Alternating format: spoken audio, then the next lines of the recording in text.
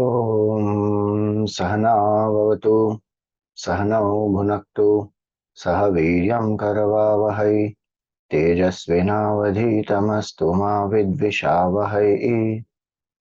Om Shanti Shanti Shanti.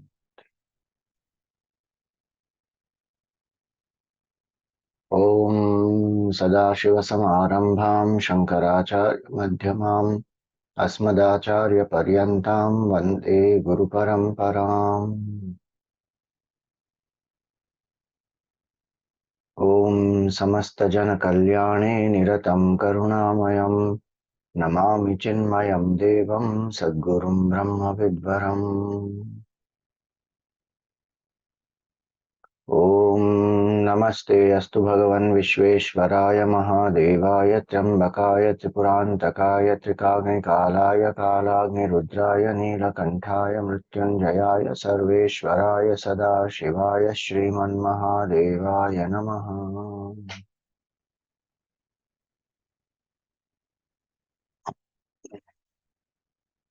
Hari Om, salutations to all.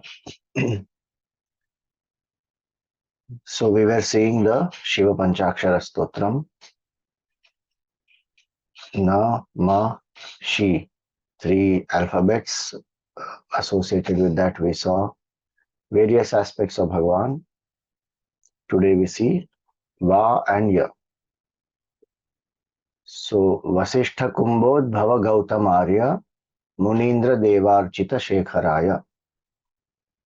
One who is worshipped by Vasishtha Rishi, Agastya Rishi. Is Vasishtha and Agastya both are born from a pot. Kumbhodbhava, that's why it is said.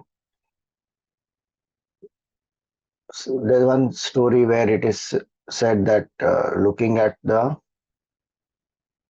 beauty of the celestial nymph or an apsara, Urvashi, the seed of Mitra and Varuna was released and that was preserved in a pot, and then from there Vasishtha and Agastya are born. Vasishtha Maharshi, a great rishi, one of the Sapta rishis, and he is the Kula Guru of the entire Ikshvaku Vamsha. So Vasishtha, then Gautam Rishi, Agastya Rishi. Agastya Rishi, again a very great rishi. Bhagwan Ram himself learnt from Agastya Rishi, and the Aditya Hridayam was taught to him. He is the one who has crossed Vindhyachal from the north and went to the south and stopped the growth of the Vindhyachal mountains. Then we have Gautam Rishi, again one of the Sapta Rishis, more famous for the Ahalya, so as the husband of Ahalya. Vasishtha Kumbhodh Bhava Gautam Arya Munindra. Bhagwan is worshipped by all these great rishis. He is worshipped by Indra and Devatas, many Devatas. Munindra Devarchita Shekharaya. Chandrarka Vaishvanara Lochanaya, whose eyes are not ordinary eyes, whose eyes are, Bhagwan's right eye is the sun, Arka here. Left eye is the moon, Chandra, and Vaishvanara is the third eye, the eye of intuition. Elsewhere in 108 names it is said Soma Suryagni Lochanaha. Soma is the moon, Surya is the sun, and Agni is the fire. So different ways this is explained. One is to understand that these are the main sources of illumination in the world. Sun, moon and the star, sun, moon and the fire. You may say the electricity is also there, Swamiji. Nowadays we have to add that also. But that electricity comes because of sun. Without the sun, the evaporation doesn't happen. The waters will not go up. condensation, all that, the rains, then the rivers flow, then we are generating, or even solar energy, whatever you say. Vayu also is Bhagwan's glory only. So, anyway, three main sources of illumination: sun, moon, and the fire. So, Bhagwan is the light in this entire universe. He illumines the entire universe literally also. One is as consciousness, the substratum, but other is literally illumination in the world also happens by Bhagwan's grace. Second is to understand that Bhagwan's form itself is not like our form. We may think like that because that's our limitation of thinking. Bhagwan's form is not this flesh and bones and blood and marrow and all that. Some, for the sake of Leela, one says one does a few things, but otherwise Bhagwan's form is only pure consciousness. And so the sun is his eye, moon is his eye, fire is his eye. You will see another shloka which will come next one, Jatadharaya. So when we see this, all this is appearance of consciousness alone. Sun, moon, stars, light, lightning, fire, all these, for us it looks very tangible and solid. For that matter, everything looks like that for us. This thermos, this computer, everything looks solid. Because the limitation of our senses, our eyes can't see beyond a particular range. And definitely it can't penetrate deep into something which is, if you take a microscope, or how much you can magnify, that our eyes don't have that much capacity. But if you actually go using those tools, then one will see that all this is vibration. It is not something solid. Science also interestingly says 99.9999, 13 nines are there in that, of an atom is empty. 0.00000001% is matter. Rest is all empty, it's not there, nothing is there inside. Very interesting. When this whole play is one tamasha happening of that 0.00 up to 12 decimals and 1. That's why our great masters, they call this as illusory only. And inside every atom is that energy which is there. If you read Tao of Physics, Fridge of Capra, he will say that that energy is depicted as Nataraja. That is the dynamism, that energy that keeps this creation going.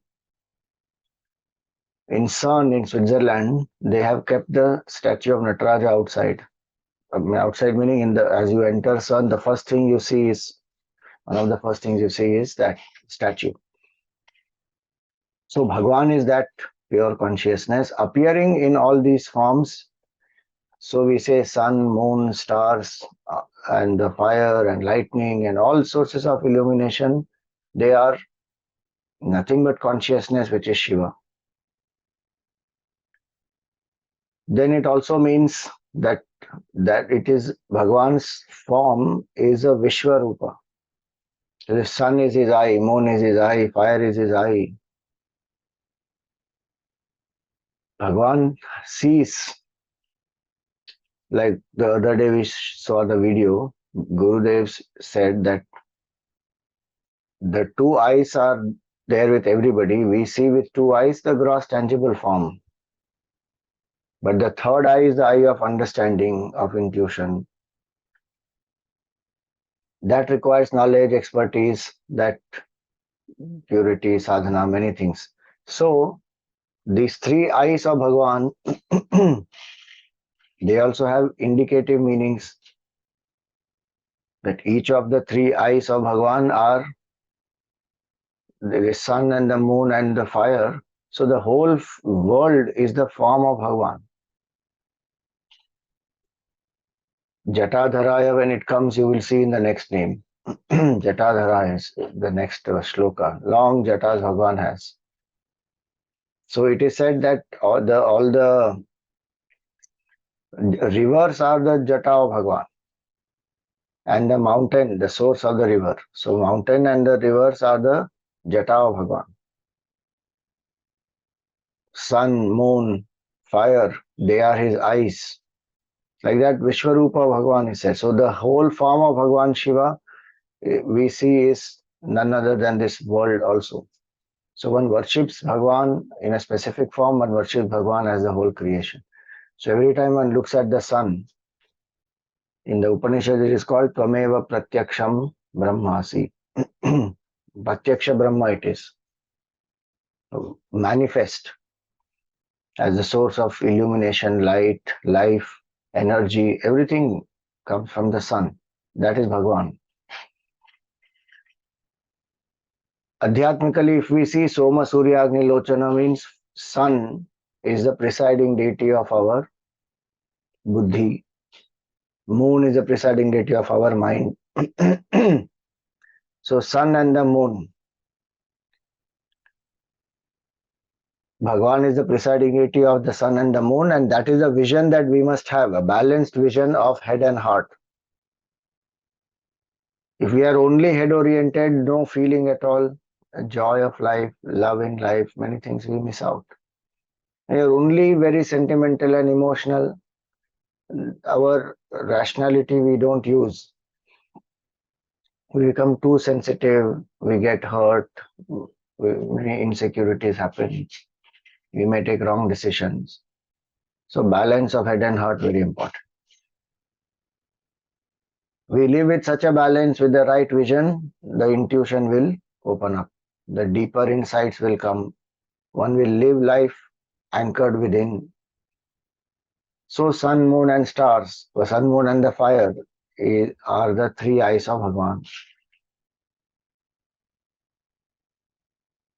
Chandrarka Vaishwanara Lochanaya Tasmai Vakaraya Namah Shivaya. Vakara. Bhagavan appears as a Vakara. Yaksha Swarupaya Jatadharaya. Yaksha Swarupa, Bhagavan appeared as a divine being, a Yaksha. So this has a reference to the Upanishadic story in Kenopanishad where the Devatas, they won a victory over the Asuras because of the grace of Bhagavan. Most of the time the Devatas keep getting defeated and then they go to Bhagavan and they seek his guidance and his grace, and Bhagavan helps them, and then with the help of Bhagavan they won a victory over the Asuras. And then they are having one celebration party. All Devatas are rejoicing and they forgot Bhagavan. That is one aspect, but they started becoming arrogant, saying we are the greatest and we have won over the Asuras, and they forgot that they had got defeated earlier. They forgot Bhagavan's grace, that humility went, arrogance came. And Bhagavan said this arrogance is not good for them.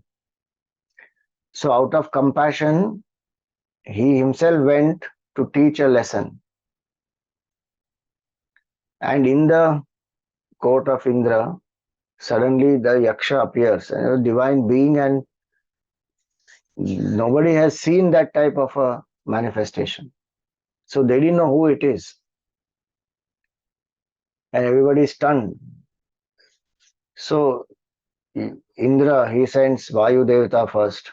And he says, you find out who is he. So Vayu goes and he sees. So he says, I am Vayu. Because of me there is life. I can do so many things. Nothing can stand in front of me. Everything can be blown away. And yeah, he's very proud. So Yaksha says, okay, try and blow out this blade of grass. And Vayu tries his best, but he can't even move that blade of grass. Then Bhagwan sends Indra, Agni. Actually, first Agni goes, then Vayu comes. So Agni is sent, Agni Dev. He goes and he says, I am Jata Veda, I am Agni, I am knower of everything, and I can burn anything to ashes. Yaksha produces that blade of grass and says, you burn this. He tries his best, nothing happens. He can't even burn even a bit of it.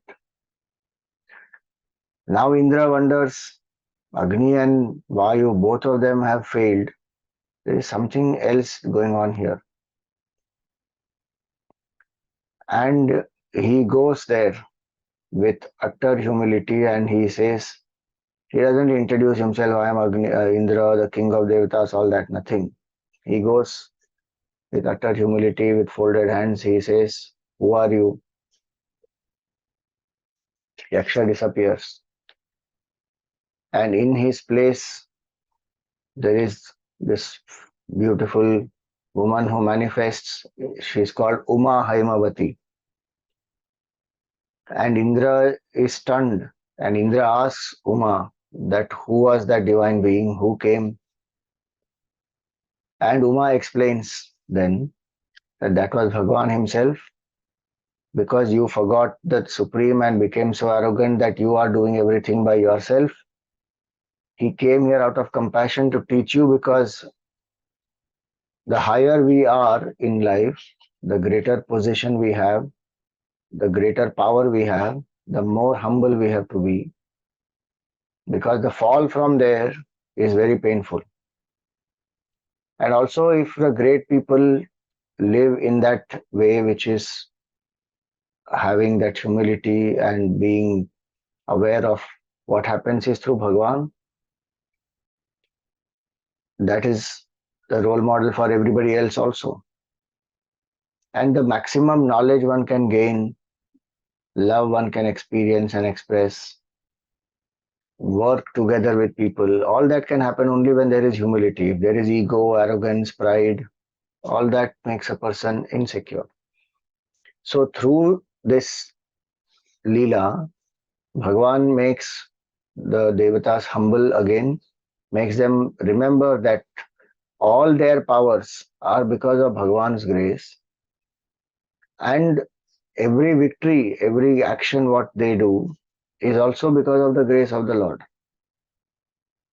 So Yaksha Swarupaya, one who humbles our pride completely, who keeps reminding us out of compassion to be anchored in humility.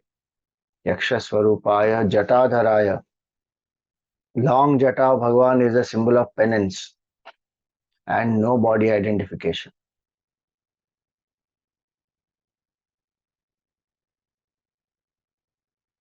So when one does lot of tapasya for days on end, one doesn't have time. So one has long jata, meaning the hair keeps growing anyway. The nails, the hair, they will keep growing. One is sitting in contemplation for days together. Jatas will grow. Bhagwan is not growing jata out of some fashion or any such thing. The jata is symbol of his tapasya, for he is absorbed in the self for many, many days, months, years pass. So one is that. Second, I told you Jata Bhagwan in the Vishwarupa is lot of all the rivers and the mountain, the source of rivers. Yajna Swarupaya, Yaksha Swarupaya, Jatadharaya. So there is one other version which says Yajna Swarupaya, Jatadharaya. So Bhagwan is Yajna Swarup. Yajna is the oblations that we offer in the fire and invoke the Devatas, and Devatas bless us. So in the Veda it is said Yajna by Vishnu. Vishnu is Yajna. Here it is said Shivji himself is Yajna. Both are one, Vishnu and Shivji. So this entire world is sustained by Yajna. Gurudev used to say Yajna is the spirit of cooperative endeavor for a selfless common goal, where one offers oneself, gives one's best, collectively, individually, for the common good. And everything in this creation is like that. It serves and it works as one unit. It does not think for itself alone. Rivers don't flow for themselves, trees don't bear fruits for themselves, cows don't give milk for themselves. And this body also is not meant for ourselves. It is meant to serve. So that bhavana of seva, that bhavana of coming together is yajna. Bhagwan is that yajna swarupa. Yajna swarupaya jatadharaya. Bhagwan has long jatas, tapasya, penance. Outside when we see how much we pollute our rivers and even destroy them, Bhagwan jata is so beautiful and we are spoiling it all. Yajna swarupaya, yaksha swarupaya, jatadharaya.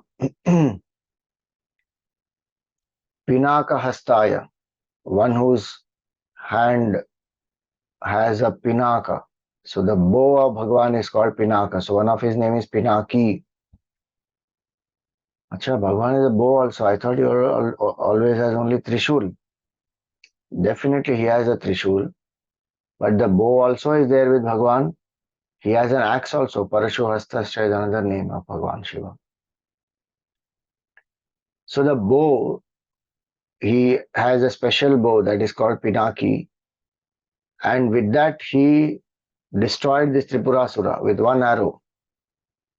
It's a whole different story. But three cities have to align. The demon is in the form of three cities. And those three have to align, which will happen once in 1,000 years only. And this demon Tripurasura was creating difficulties.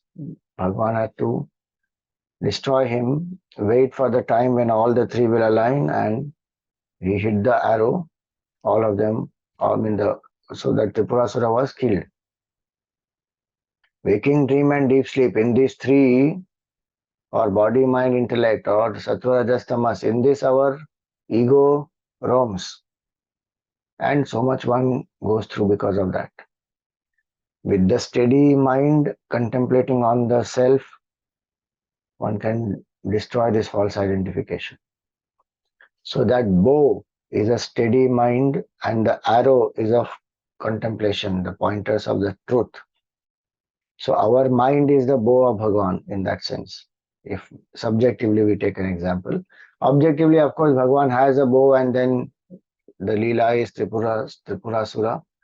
Vada happens and the Tripura Rahasya is one composition and Tripurasura is killed. So, Pinaka Hastaya Sanatanaya, who is eternal, who is beyond time. Divyaya Devaya Digambaraya, who is divine, Divya, who is the Deva, who is the illumining factor, because of which the senses can perceive, mind can feel, intellect can think, the whole world exists.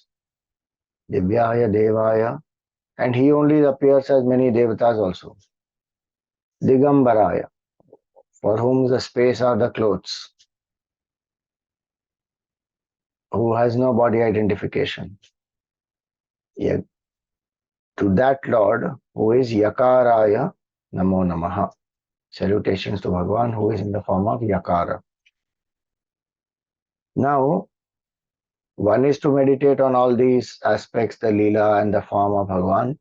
Other is the mantra itself.